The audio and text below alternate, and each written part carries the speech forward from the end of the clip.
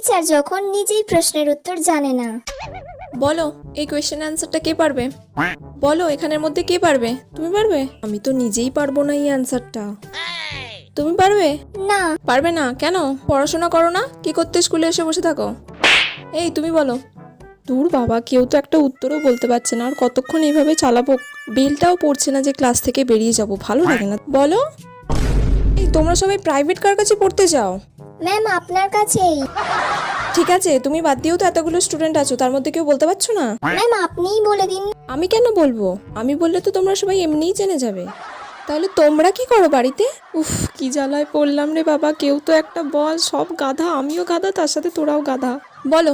নিজে তো জানি না, যা বললো তাতেই হ্যাঁ বলে দিই। শুনলে কি বললো? আমি কেন তুমি কেন পারলে না?